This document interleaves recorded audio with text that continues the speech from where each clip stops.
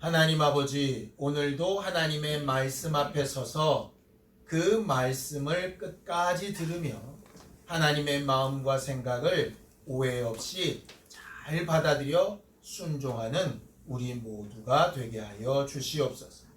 지난 한 주간도 우리의 힘과 능력으로 할 수 없는 것들을 하나님의 은혜를 통하여 이기며 또 누리며 살게 하여 주셨으니 감사합니다. 이번 한 주간도 하나님과 함께하는 거룩한 기쁨이 충만한 우리 모두가 되게 도와주시옵소서. 믿음으로 언금한 손길들 위에 복을 주시고 하나님의 말씀에 순종하여 행한 일에 하나님이 약속하신 대로 복을 더하여 주시옵소서. 예수님의 이름으로 기도하였습니다. 아멘. 하나님의 말씀은 누가복음 5장 1절에서 11절까지 말씀을 함께 합독하겠습니다.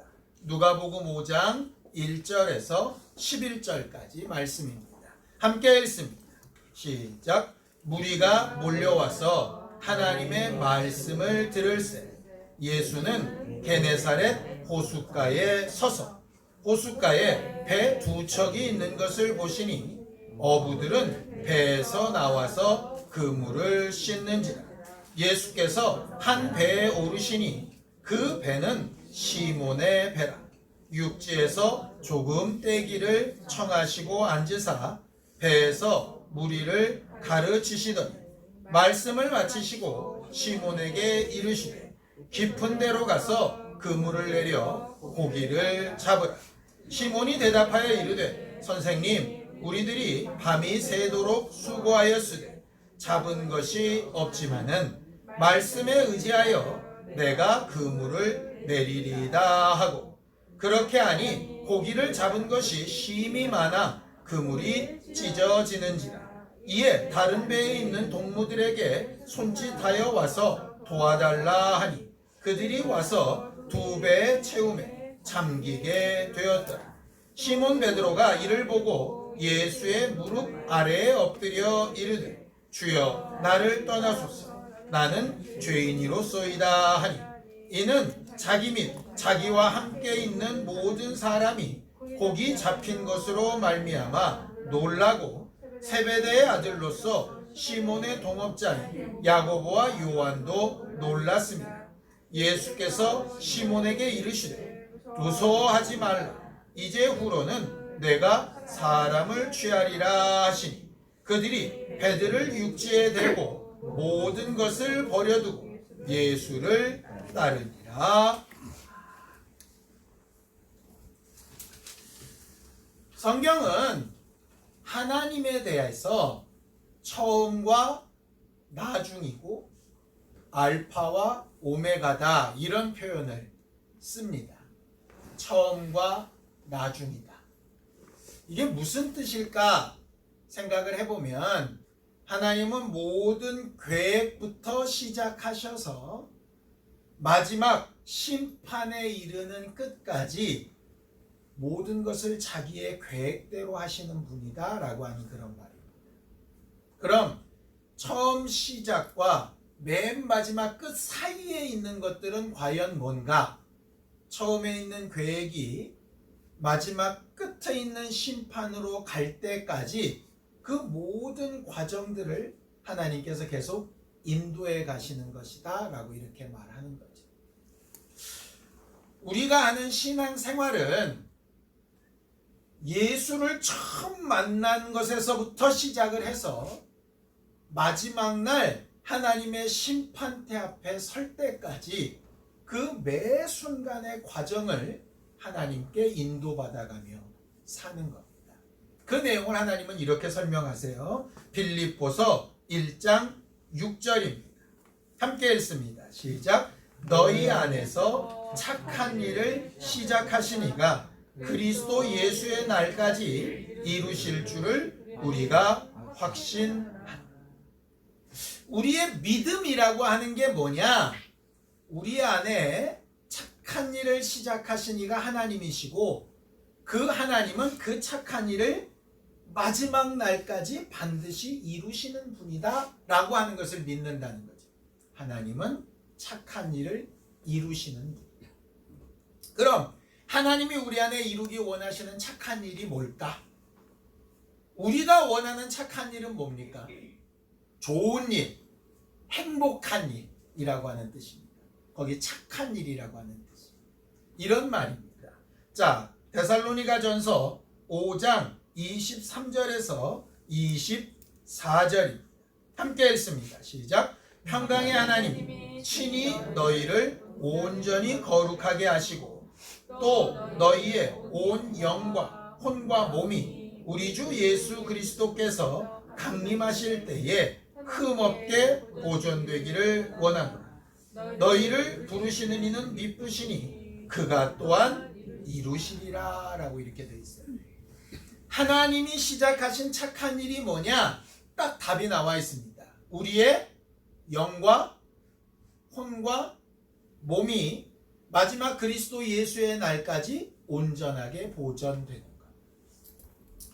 영혼의 구원만을 바라시는 게 아니고 마음의 건강함도, 거기에 육체까지. 거기 몸이라는 얘기는 육체 플러스 환경까지를 포함합니다. 그 모든 것이 다 예수 그리스도의 날까지 온전하게 보존되는 것. 이 말을 또 오해해서 그런 마음 아픈 것도 없고 몸 아픈 것도 없고 걱정과 근심도 없고 모든 것이 맨날 즐겁고 희희낙낙하다는 얘기인가? 그 얘기는 아닙니다.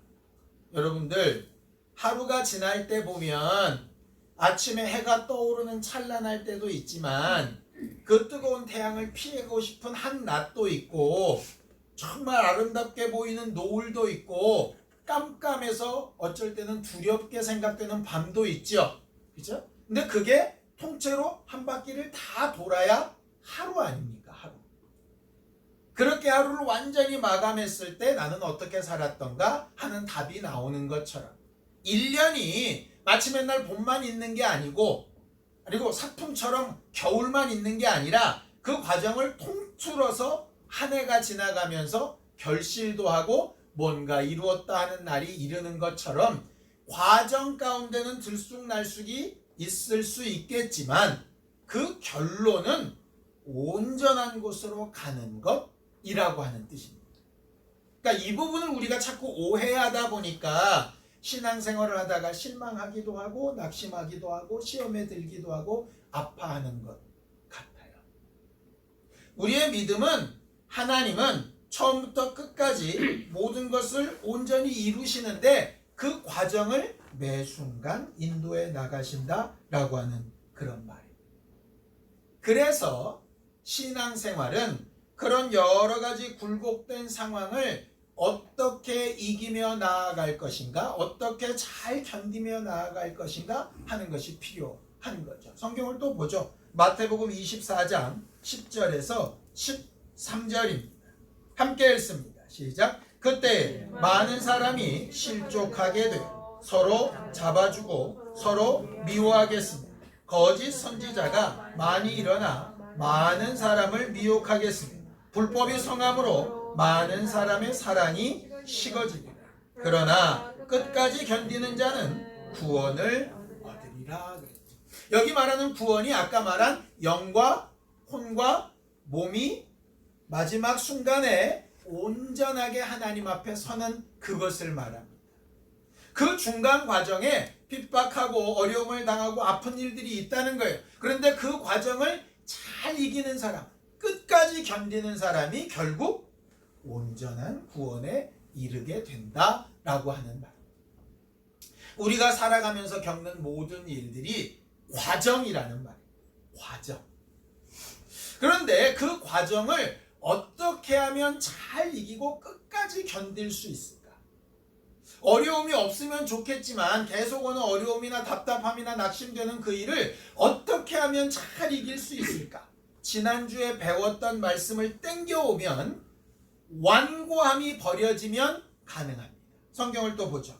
히브리서 3장 13절에서 14절입니다. 함께 읽습니다. 시작. 오직 오늘이라 일컫는 동안에 매일 피차 권면하여 너희 중에 누구든지 죄의 유혹으로 완고하게 되지 않도록 하라. 우리가 시작할 때에 확신한 것을 끝까지 견고히 잡고 있으면 그리스도와 함께 참여한 자가 되리라 라고 이렇게 되어져 있죠. 시작할 때에 우리가 받은 그 은혜를 끝까지 잘 참고 있습니다.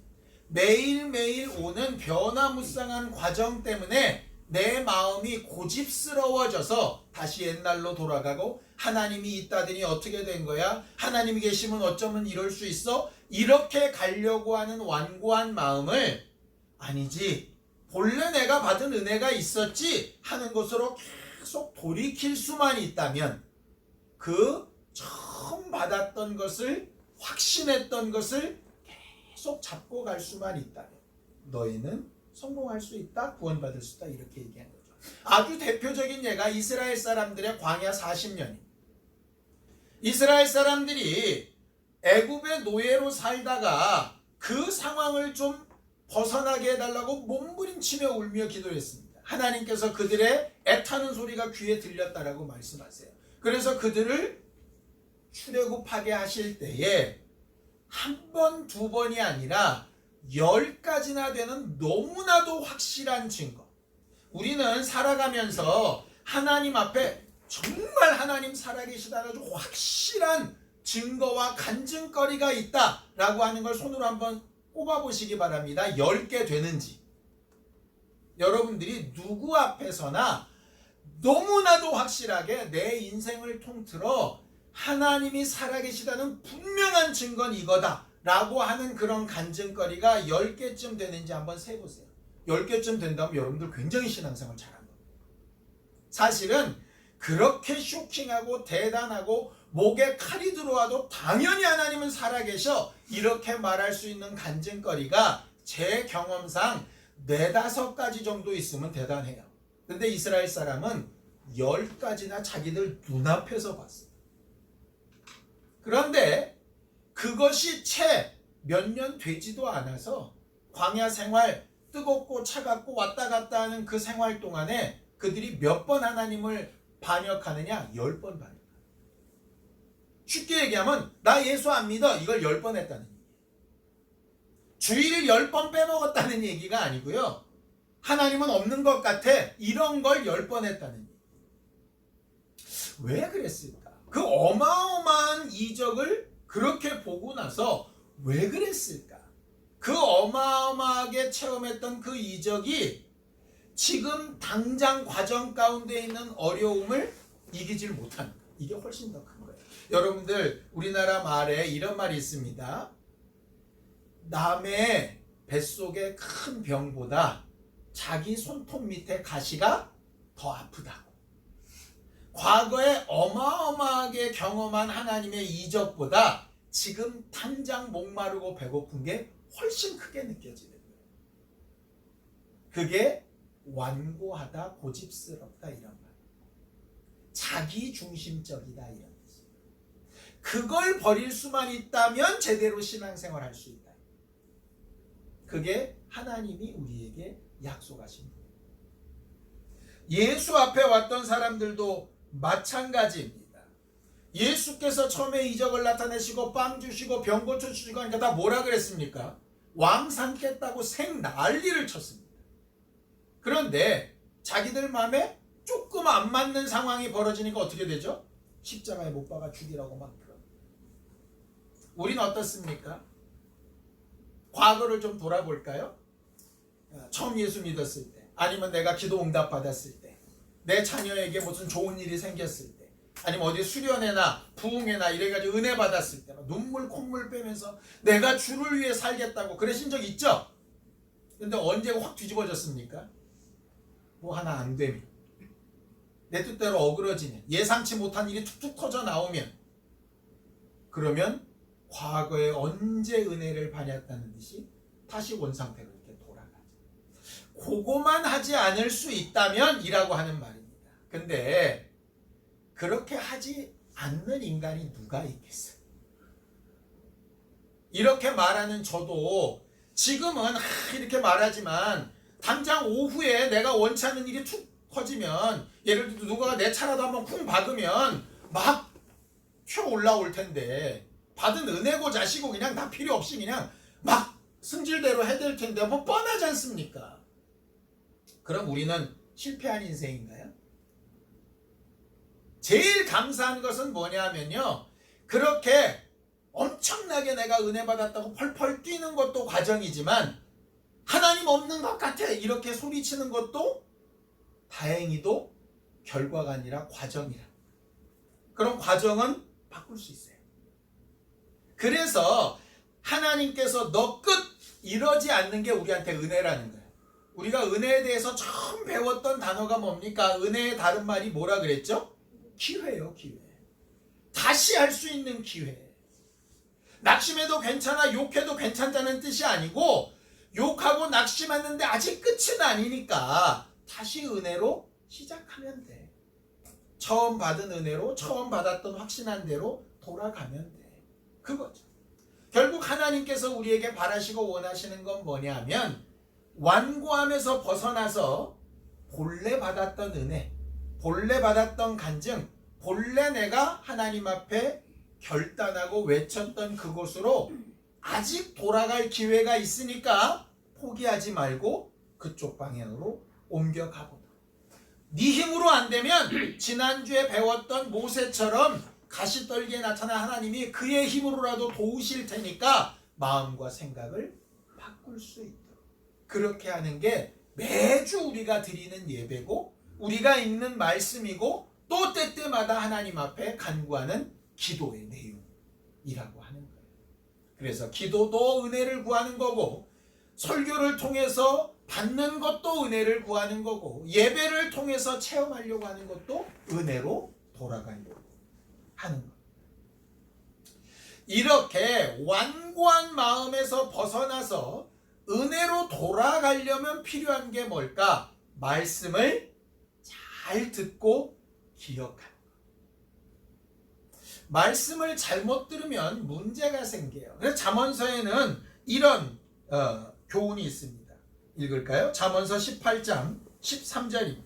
함께 읽습니다. 시작. 사연을 듣기 전에 대답하는 자는 미련하여 욕을 당한다. 이게 뭔 말인지 아시겠죠? 우리나라 사람들이 흔히 자주 쓰는 말로 바꾸면 이런 겁니다. 한국말은 어떻게 해야 돼? 끝까지. 근데 그게 실제로 국문법상으로도 맞대요. 왜냐하면 영어나 이렇게 외국어들은 주어 나오고 그 다음에 바로 뭐가 나오냐면 동사가 나와요. 그죠?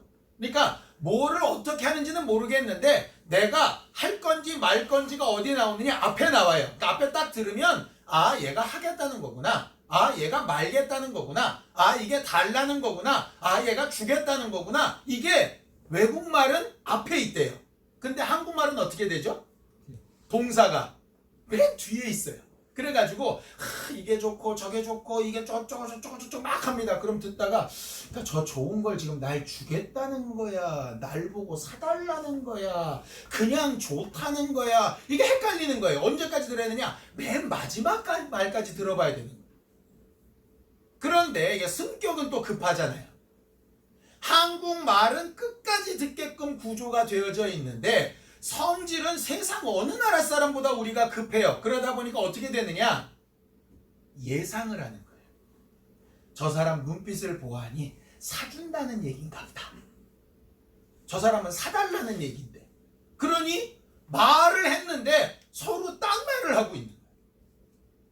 더군다나 저 사람이 민망해서 끝을 이렇게 얼버무리기라도 하면 더더군다나 오해가 생깁니다. 왜 우리나라 사람들이 설교 듣고 오해를 잘할까라고 생각을 했더니 선입견도 강하고 예상도 강하고 눈치도 빨라요. 그래가지고 설교를 듣는데 끝까지 안 들어. 얘가 누굴 비난하는 게 아니고요. 제가 이제 우리가 영상을 이렇게 올리지 않습니까? 여러분들은 모르실 거예요. 영상을 내가 예배로 받는지 안 받는지 목사가 설마 알랴. 목사는 모릅니다. 그런데 뭘 아느냐? 핸드폰은 알더라고. 이 영상을 본 사람, 그럼 딱 누르면 딱 이름이 떠요. 근데 이름만 뜨는 게 아니라 그 옆에 얼마 동안 봤는지도 떠요. 예배 시간이 1시간인데 이름이 딱 뜨고 그 옆에 15분 이렇게 뜨더라고. 그럼 이 사람은 예배를 앞에 15분 듣다가 바빴나 보다. 이렇게 보이는 거예요. 그러면 이제 설교 앞머리만 들었겠죠. 결론이 앞머리에 나오면 참 좋은데 전부 딴소리만 듣다가 그런 경우가 꽤 있습니다. 그래서 간혹 여러분들 그런 얘기 못 들으셨어요? 예배를 똑같이 드렸는데 이 사람은 은혜 받았대요. 그런데 막 얘기를 해. 근데 나는 설교 시간에 그 얘기를 듣도 보도 본 적이 없어. 그런 말씀을 하셨어? 이러는 거예요. 왜? 내가 들은 건 전혀 다른 부분이거든. 내가 막 얘기를 해요. 그럼 저 사람이 또 눈이 동그래져요. 뭐냐? 그 사람은 못 들었어. 왜? 자기가 들은 거에 심취해가지고 은혜를 혼자 받고 있어. 그 다음으로 가야 되는데 안 가. 그러다 보니까 뭐가 생기느냐? 하나님에 대한 오해가 계속 생기는 거예요. 이랬다 그랬으면서 왜 안 주세요? 이러는 거 하나님. 내가 언제 그랬다 그랬어? 그런 부분도 있는데 사실은 이렇다고 했지. 그런데 아니라고. 난 그렇게 못 들었다. 끝까지 안 들으면 이상한 소리 합니다. 부부간에 제일 많이 하는 게 뭔지 아세요? 당신은 왜 내 말을 안 들어? 이 얘기예요. 안 듣긴 왜 안 들어요? 듣기는 들었어요. 어디까지 들었냐? 내가 듣고 싶은 데까지만 들었어요. 정작 저 사람이 하고 싶은 말을 안 듣는 거예요. 하나님의 말씀이 그런 경우가 굉장히 많습니다. 그걸 제일 많이 실수하는 사람들이 누군지 아세요? 너무너무 무섭게도 목사들입니다. 목사들이 자칫 잘못하면 하나님의 말씀을 통째가 아니라 일부만 가지고 이렇게 말할. 저도 그런 실수할 때가 너무나도 많이 있는 걸 보게 돼요. 물론 능력이 부족해서 그럴 수밖에 없다면 또 이해가 됩니다. 그런데 능력의 부재가 아니라 관심의 부재나 아니면 내 노력의 부재라면 문제가 있겠죠. 그래서 목사의 설교만으로 은혜 받지 말고 여러분들이 성경을 읽고 다시 한번 보고 확인해 보라고 그렇게 하는 겁니다. 예수 그리스도의 말씀을 오해했던 사람도 딱 그거였어요. 예수께서 너희가 나를 따르는 까닭은 떡 먹고 배부른 까닭이라. 이 말은 앞으로는 떡 먹고 배부르는 것은 절대로 안 도와주겠다 이런 말이 아니에요. 그걸로 끝나면 안 된다는 말이죠. 그런데 사람들이 오해하면 이제 예수 따라다녀봐야 먹을 것도 안 나온대. 이렇게 되는 거예요. 여러분, 영혼보다 육체가 중요합니다. 틀린 말은 아닌데요. 그 말을 끝까지 안 들으면 육체는 막 함부로 써도 되고 영혼은 중요한 거구나 이렇게 오해하게 됩니다. 그런 오해들이 쌓이고 쌓이다 보면요, 하나님이 정말 말하고 싶은 것과 전혀 엉뚱한 다른 걸 붙들고 자기는 신앙생활 되게 잘하고 있다고 착각하게 됩니다. 그래서 나는 하나님의 말씀을 끝까지 잘 듣고 있나 생각해 봐야 합니다. 오늘 본문 말씀은 우리가 굉장히 잘 아는 말씀입니다. 그렇죠? 베드로가 물고기 잡은 얘기예요. 예수께서 밤새도록 수고하고 하나도 고기를 잡지 못해서 낙심되고 실망하고 심지어는 화도 나고 에이씨 이럴 걸 밤에 잠이나 잘 걸 괜히 손해봤다 이렇게 툴툴대면서도 그래도 목구멍이 포도청이라 또 지금 그물을 잘 마련해 놓지 않으면 오늘 저녁에 또 나아갈 수도 없으니 힘들고 괴롭고 힘 빠지지만 그래도 그물을 이렇게 손질하고 있는 베드로와 야고보와 요한에게 나타나셨어요. 아주 낙심되고 실망할 때 나타나셨어요. 아주 낙심되고 실망할 때 나타나셨으면 우리 같으면 바라고 원하는 게 뭡니까? 위로하고 야 오늘만 날이냐 뭐 이렇게 하든가 아니면 당장 그 어렵고 힘든 문제부터 좀 해결을 해주시면 얼마나 좋겠어요. 그죠? 아니 이왕 주위에 물고기 잡게 하실 거면 기분 좋게 말씀 전하시기 전에 이렇게 하면 어떻습니까? 야 베드로 배 몰고 나가서 잡어. 가득 찼어. 기분 너무 좋아요. 거기다 대고 말씀을 막 전하시면 열린 마음에 얼마나 더 복음이 잘 들어갈 것 같으세요? 여러분들 그런 생각 안 해보셨어요? 근데요, 저는 이게 되게 웃긴 게 하나님께서 해주신 큰 이적이나 응답이 딱 있으면 그 다음에 말씀이 더 잘 들릴 것 같죠? 아닙니다. 물고기가 왕창 잡힌 이적을 맛보잖아요. 예수님의 말씀이 귀에 안 들어와요. 뭐 보느라고? 물고기잖아요. 이게 너무 크고 좋아갖고 안 들려요. 아주 결핍이 있고 어렵고 힘들면 죽을 것 같으니까 안 들릴 것 같죠. 그런 사람에게 어쩔 때 들릴 때가 있어요.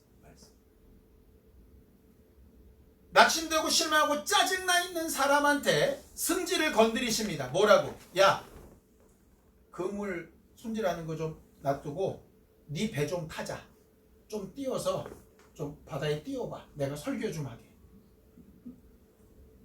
여러분, 돈도 좀 벌고 내가 지금 당장 먹을 것도 좀 있고 크게 뭐 어려운 문제도 없고 이럴 때 집사님 밥 한 끼 합시다. 이러면 또 기분 좋게 목사님 밥 한 끼 사드리자. 이런 말이 생각이 들 수도 있어요. 그런데 부도 맞고 월급 통장은 마이너스 됐고 애들 학원비 낼 건 없는데 갑자기 목사가 식사나 합시다 그러면 저거는 못 먹고 죽은 귀신이 들어갔나 뭐 나보고 밥만 먹자.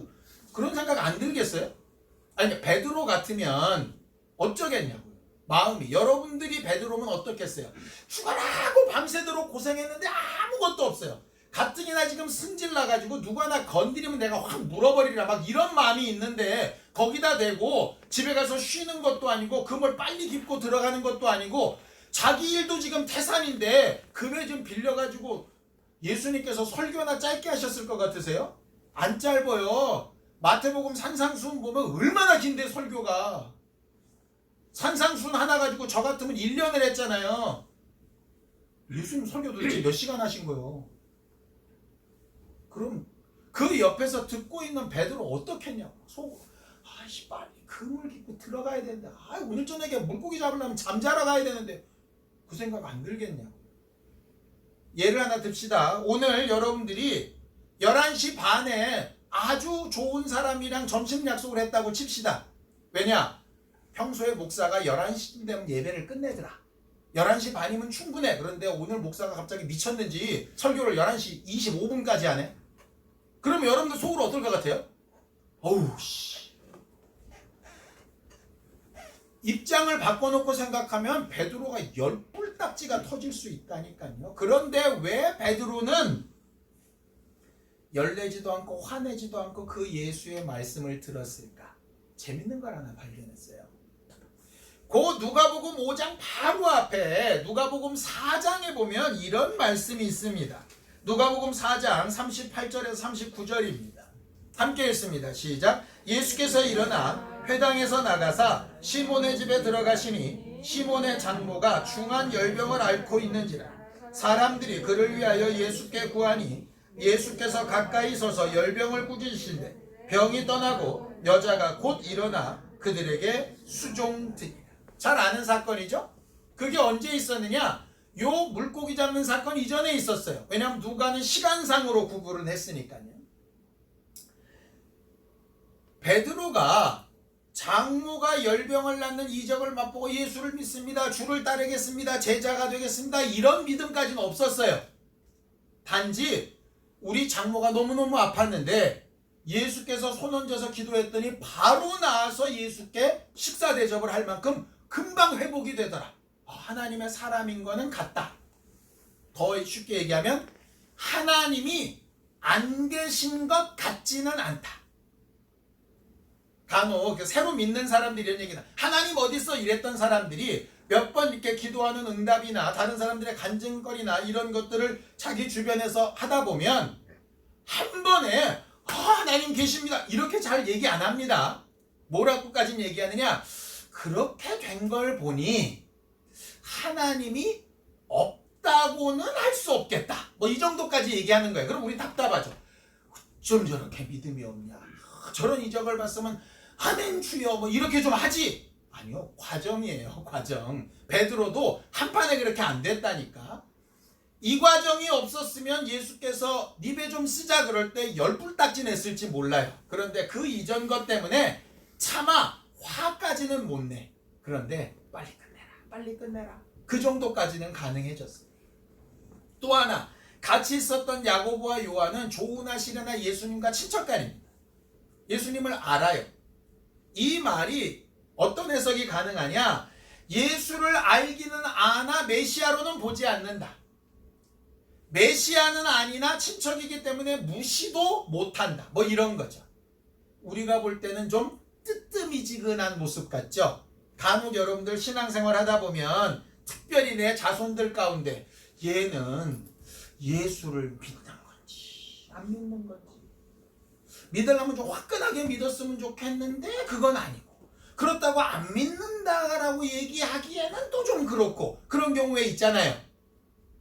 딱 그 상태가 지금 누구 상태냐? 요 베드로랑 야고보랑 요한 상태니까. 예수를 부인할 수도 없고 그렇다고 뭐 화끈하게 믿을 수도 없고 애매한 상태. 그 과정까지 끌고 오신 것도 예수님이세요.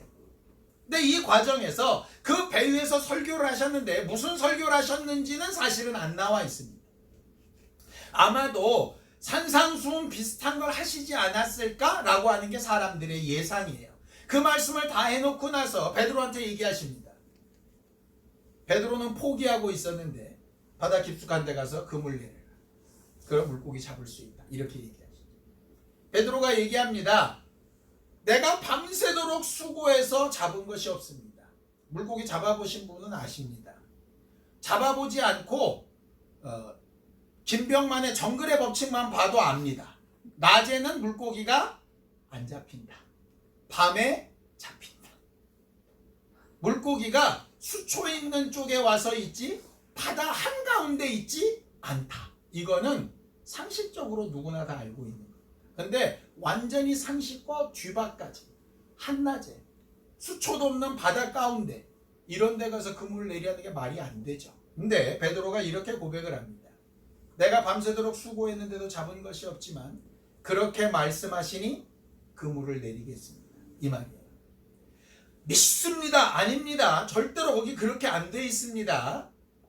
말씀을 내 배에서 이렇게 많이 하셨는데 그런 게 어딨어? 이렇게 하면 나도 좀 그렇고 예수님도 좀 민망하고 또 내가 직전에 장모가 낳은 게 본 게 있어서 또 무조건 무시하시기에도 좀 그렇고, 그러니까 해보기는 하겠습니다. 저는 이게 얼마나 위로가 되는지 몰라요.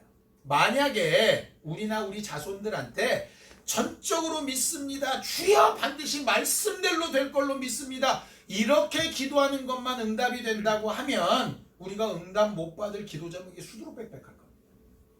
그런데 베드로가 오늘 얘기하는 건 말씀을 그렇게 하시는 내가 안 할 수는 없어서 합니다. 내가 확실히 된다라고 믿어서라기보다는 그렇게 말씀하시니 내가 해보겠습니다. 이 얘기예요. 말 그대로 해보겠습니다. 그렇게 되고 나니까 그 다음이 이해가 되는 거예요. 물고기 잔뜩 잡아서 2배 가득하게 넘치게 됐을 때 베드로가 예수께서 제일 먼저 했던 말이 뭡니까? 네, 주여 나를 떠나서 나는 죄인. 여기 죄인이라는 말 뜻이 뭐냐면 믿음이 없는 사람입니다. 아니 말씀에 의지해서 물고기 잡았으면 대단하십니다. 내 믿음도 대단하지 않습니까? 이래야지 정상인데 난 믿음이 없는데 그렇게 하라고 하니까 해봤더니 진짜 된 걸 보니 못 믿은 내가 정말 죄송합니다. 이 얘기예요. 예를 들어 나 믿어 이거 한번 해봐. 안 하고 안 하다가 그렇게 간청하니까 내가 한번 해줄게 했는데 진짜 덜컥 됐어요. 되면 그동안 내가 막 무시하고 막 그랬던 게 미안해서 야 미안하다 네 말대로 했더니 됐는데 내가 이럴 줄 알았으면 좀 일찍 할걸, 그 마음이라니까요. 그러니까 우리도 아직 가능성이 있다고. 확실하게 믿어지지 않아도 말씀이 그렇게 하시니 해보겠습니다. 근데 대부분 여기까지가 우리가 기억하는 거예요. 그러니 하나님 나도 믿음이 완전치 않지만 내가 구하는 것 배에 가득 차게 넘치게 남들을 불러서라도 그냥 힘이 낑낑 들 만큼 그렇게 응답해 주세요. 예수께서 말씀하신 게 과연 그것 때문일까요? 말도 안 되는 일에도 순종하면 된다. 내 말대로만 하면 너 대박 날 수 있다. 뭐 이런 겁니까?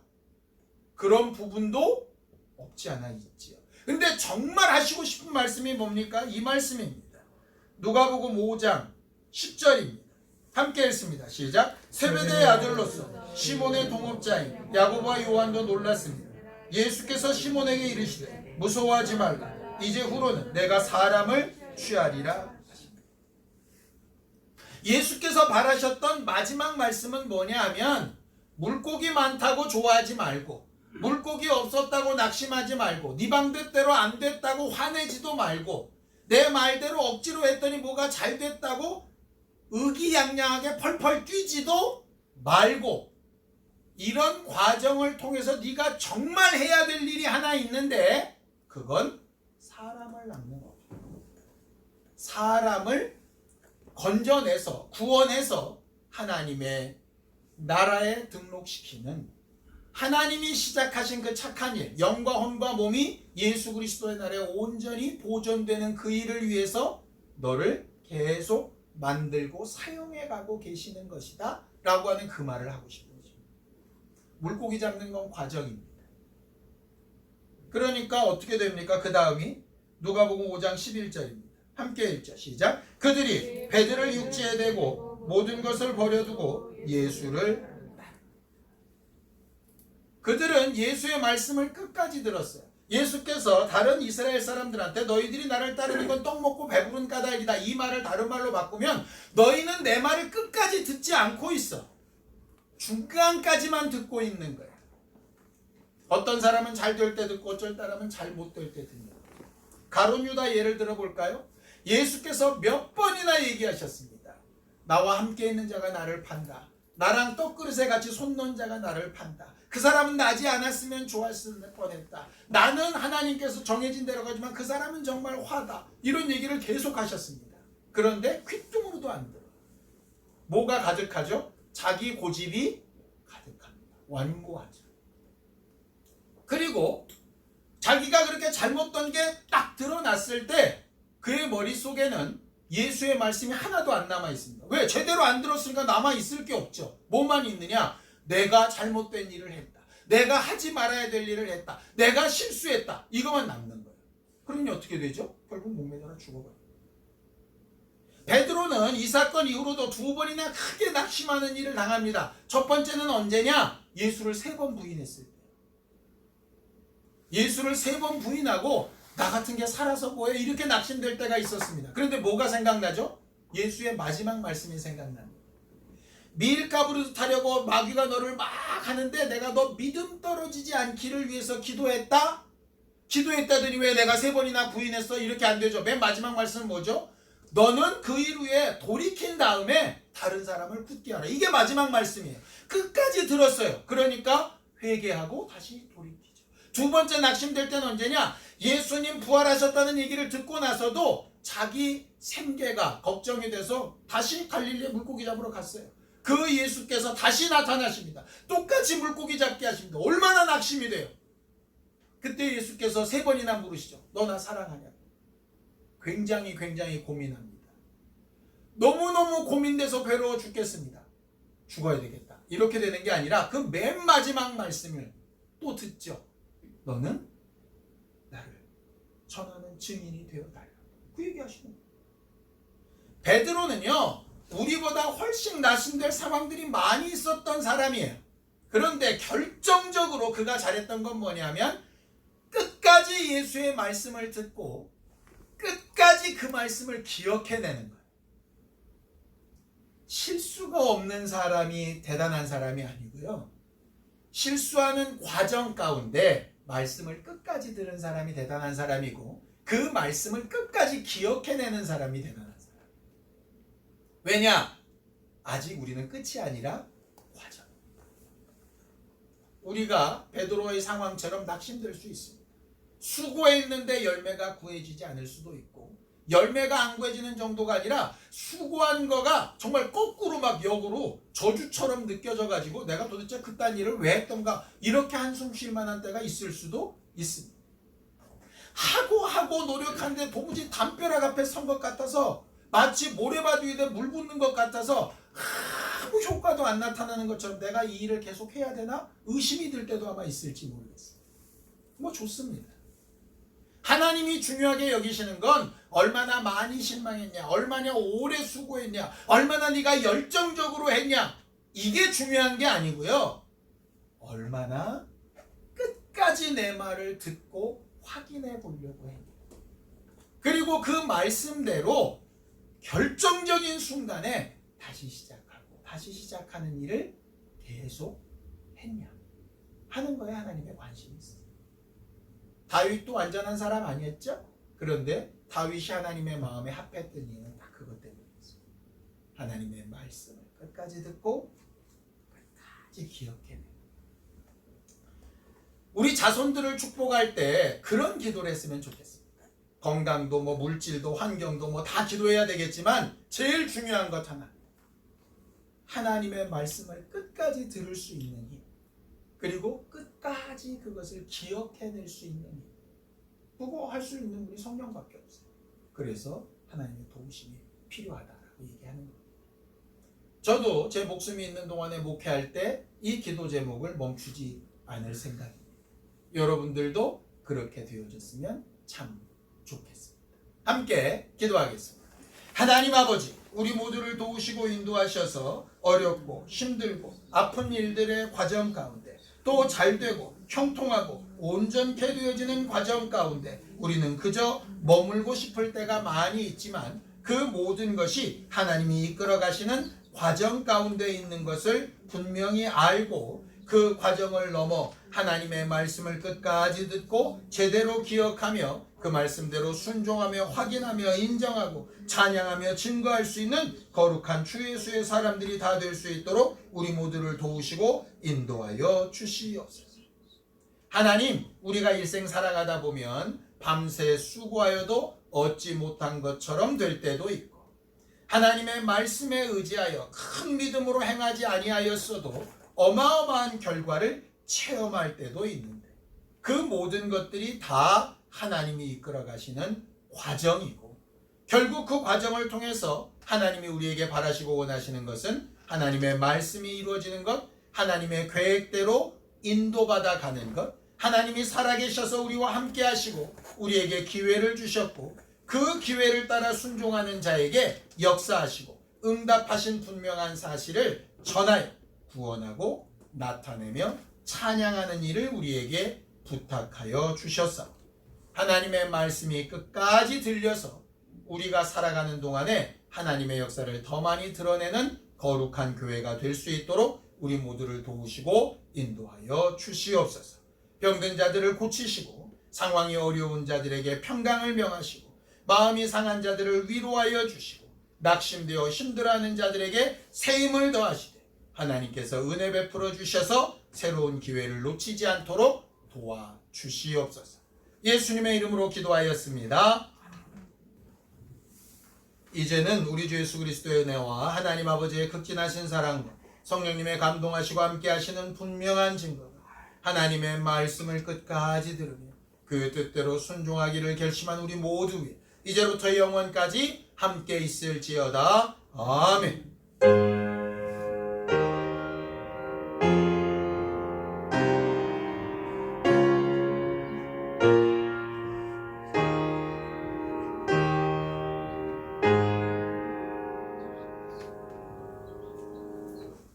이번 한 주간 특별히 6월이 또 새로 시작되는 주간에 하나님의 말씀이 우리를 잘 인도하고 지배하시는 귀한 기회로 삼으신 우리 모두가 되기를 바랍니다. 수고하셨습니다. 감사합니다.